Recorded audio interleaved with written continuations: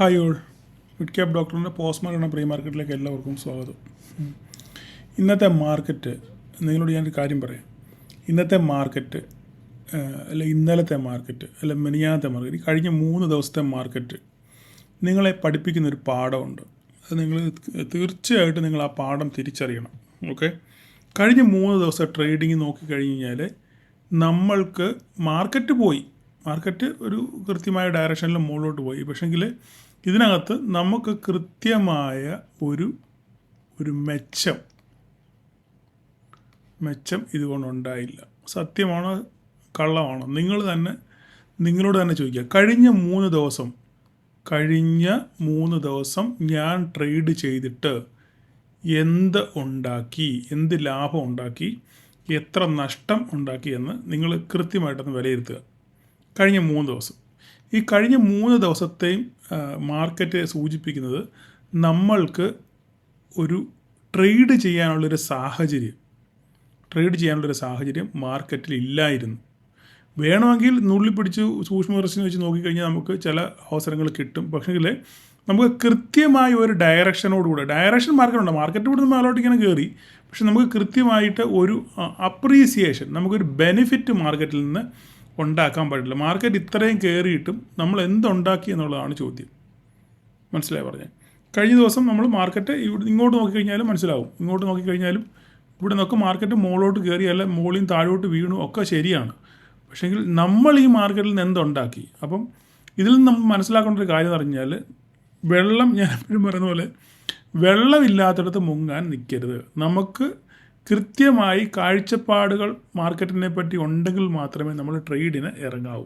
ഇല്ലെങ്കിൽ നമ്മൾ മാറി നിന്ന് മാർക്കറ്റിൽ എന്താണ് സംഭവിക്കുന്നത് നമ്മൾ കണ്ട് പഠിക്കുക, അല്ലെ കണ്ട് മനസ്സിലാക്കുക. അതാണ് നമ്മൾ ചെയ്യേണ്ടത്. അപ്പം ഇതുപോലുള്ള മാർക്കറ്റിൽ ഒരു അൺഡയറക്ഷണൽ മാർക്കറ്റ്, അല്ലെങ്കിൽ നമുക്ക് എന്താ പറയുന്നത്, എങ്ങോട്ട് മാർക്കറ്റിൻ്റെ ദിശ മനസ്സിലാക്കാൻ പറ്റാതെ, അല്ലെങ്കിൽ നമുക്കൊരു തീരുമാനം എടുക്കാൻ പറ്റാത്ത സാഹചര്യത്തിൽ, ഒരു എൻട്രി പോയിന്റ് കണ്ടെത്താൻ നമ്മളുടെ ബുദ്ധിമുട്ടുന്ന സാഹചര്യത്തിൽ നമ്മൾ എന്താ ചെയ്യേണ്ടത്? മാർക്കറ്റിൽ നിന്ന് മാറി. എന്നോട് 2-3 പേര് മെസ്സേജ് ചോദിച്ചു, സാർ എന്ത് ചെയ്യണം? ഞാൻ പറഞ്ഞു മാറി നിൽക്കുക, അല്ലാതെ വേറെ ഓപ്ഷനൊന്നുമില്ല.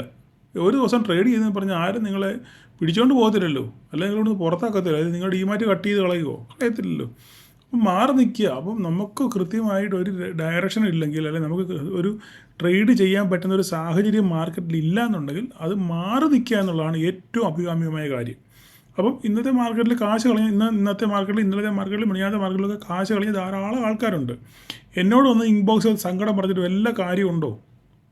ഒരു കാര്യവുമില്ല. എന്നോട് സങ്കടം പറഞ്ഞാൽ എനിക്ക് നിങ്ങളുടെ സങ്കടം കേൾക്കാമെന്നുള്ളതല്ലാതെ എനിക്ക് പ്രത്യേകിച്ച് യാതൊരു പ്രതിവിധിയും ചെയ്യാനില്ല. ഈ പ്രതിവിധിയൊക്കെ ഓൾറെഡി ഞാൻ നിങ്ങളോട് നേരിട്ടും ക്ലാസ്സുകളിലൂടെയും യൂട്യൂബിലൂടെയും പ്രൈസ് ആക്ഷനിലൂടെയും ഒക്കെ നിങ്ങളോട് ഞാൻ സംസാരിച്ചിട്ടുണ്ട്. ഇതൊന്നും കാണാതെയും കേൾക്കാതെയും വീണ്ടും നിങ്ങളുടെ സ്വന്തം ഇഷ്ടപ്രകാരം ഓരോരോ കാര്യങ്ങൾ ചെയ്ത് കൂട്ടിയിട്ട് അവസാനം ഭീകരമായ ലോസിലോട്ട് വരുമ്പോൾ എന്നോട് ഇൻബോക്സ് എന്ന് ചോദിച്ചിട്ട്, സാറേ എന്തോ ചെയ്യണം, ഇത്രയും ആയി, ഞാനിതെടുത്ത് പുട്ടെടുത്ത് വെച്ചിട്ടുണ്ട്, അല്ലെങ്കിൽ കോൾ എടുത്ത് വെച്ചിട്ടുണ്ട്, ഞാൻ എന്തോ ചെയ്യണം, ഇത്രയും ലോസ് ഉണ്ടെന്ന് പറഞ്ഞ് എന്നോട് ചോദിച്ചിട്ട് വല്ല കാര്യമുണ്ടോ?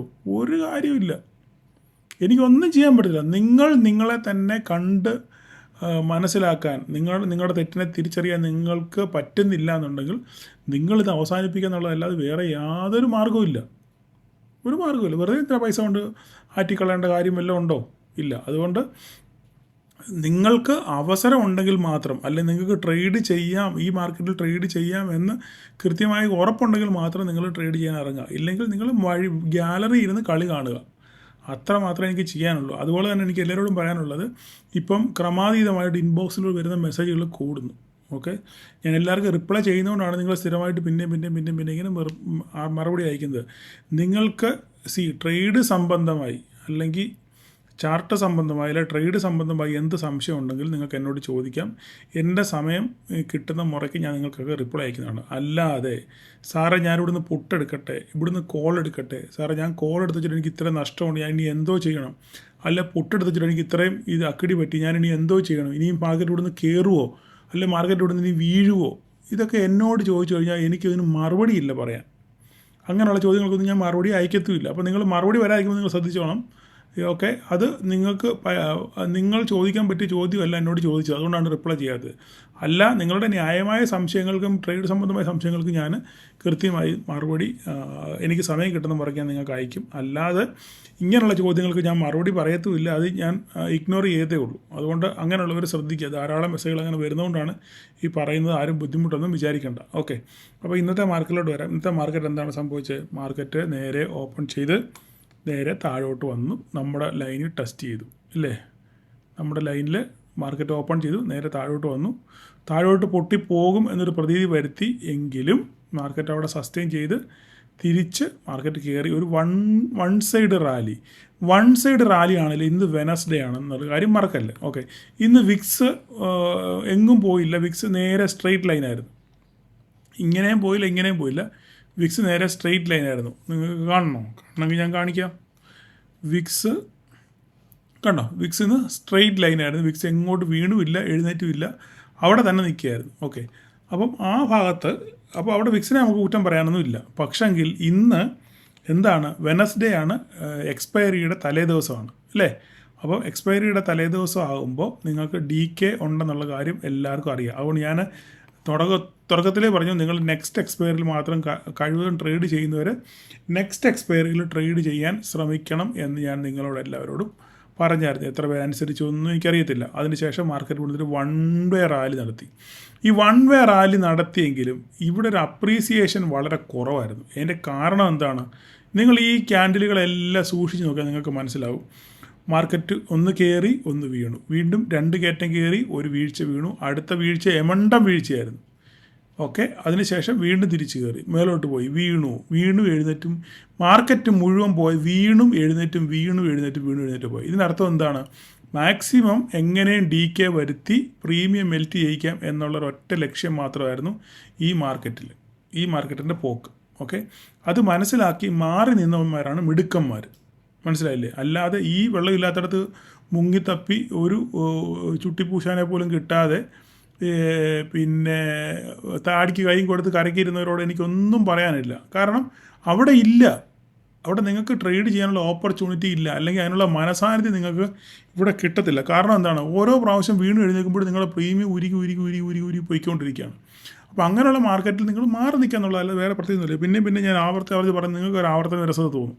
അപ്പം ഇവിടെ അവസാനം മാർക്കറ്റ് ക്ലോസ് ചെയ്തവിടെയാണ് നമ്മൾ വരച്ച 25.050. അതാ നോക്കുക, കണ്ടോ? നമ്മൾ വരച്ച അതേ വരയിൽ നിങ്ങളുടെ കൺമുന്നിൽ വെച്ചാണ് ഞാൻ ഈ വരയെല്ലാം വരച്ചത്.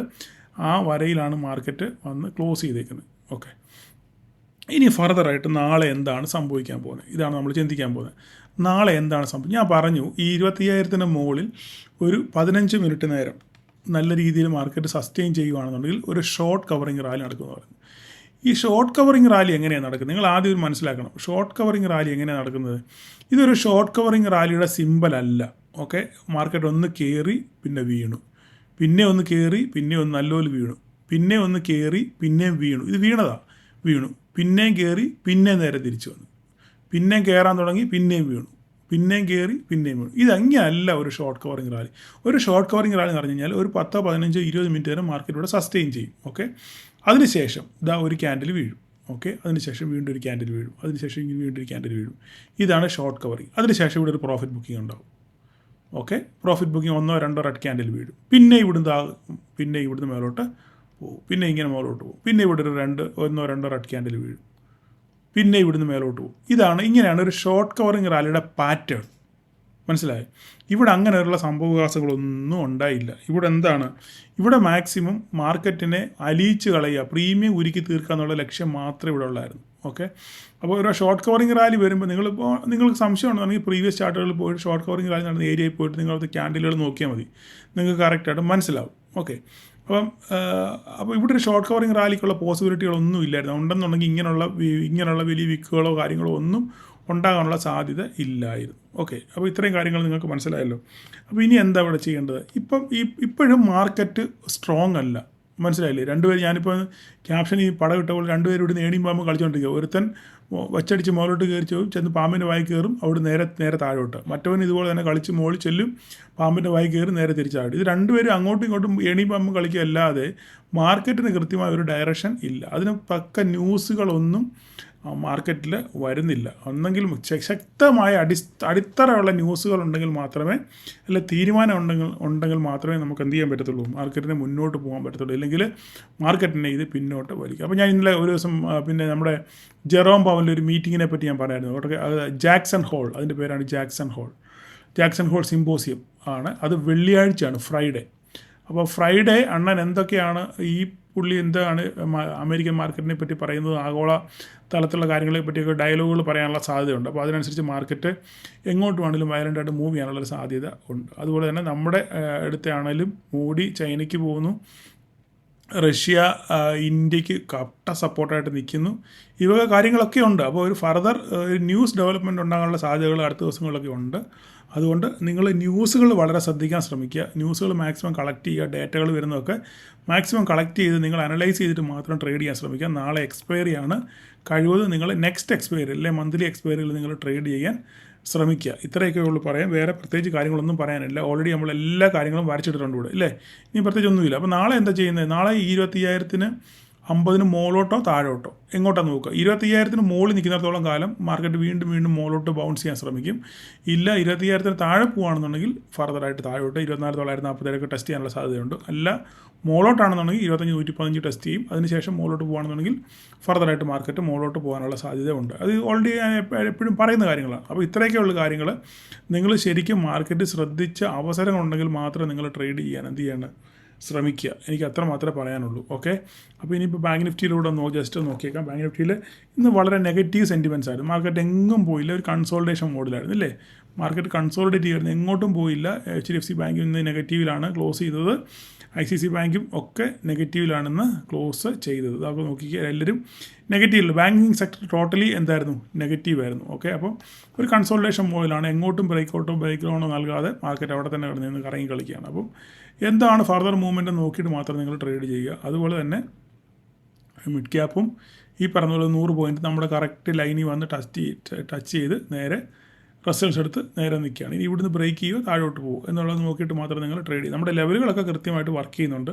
അപ്പോൾ അതിൽ ട്രേഡ് ചെയ്യുന്നവർ ലെവലുകൾ നോക്കി ട്രേഡ് ചെയ്യാൻ ശ്രമിക്കുക. ഓക്കെ, അപ്പോൾ ഇത്രയൊക്കെ ഉള്ളൂ പറയാൻ. സൂക്ഷിച്ച് കണ്ട് ട്രേഡ് ചെയ്യുക. എനിക്കറിയാം നിങ്ങൾക്ക് 2 ദിവസമൊക്കെ നഷ്ടം, കഴിഞ്ഞ ദിവസങ്ങളൊക്കെ നഷ്ടമാണ് ഉണ്ടായിട്ടുള്ളതെന്ന് എനിക്കറിയാം. കാരണം എന്താണ്, ഇല്ലാത്ത ഇടത്ത് നിങ്ങൾ ട്രേഡ് ഉണ്ടാക്കാൻ പോകുന്നത്. ട്രേഡ് ഇല്ലാത്തടത്ത് ട്രേഡ് ഉണ്ടാക്കാൻ പോകുമ്പോഴാണ് ഈ പ്രശ്നം വരുന്നത്. അപ്പം മാർക്കറ്റിനെ ശരിക്കും മനസ്സിലാക്കി മാത്രം ട്രേഡ് ചെയ്യാൻ ശ്രമിക്കുക. ഈ മാർക്കറ്റിൽ പൈസ ഉണ്ടാക്കിയവർ ബഹുമിടുക്കന്മാരെന്ന് മാത്രമേ ഞാൻ പറയത്തുള്ളൂ. അവരെ അപ്രീഷിയേറ്റ് ചെയ്യുന്നു. ഓക്കെ, അപ്പം എല്ലാവർക്കും നാളെ ഒരു പ്രോഫിറ്റബിൾ ഡേ ആശംസിക്കുന്നു. Thank you all.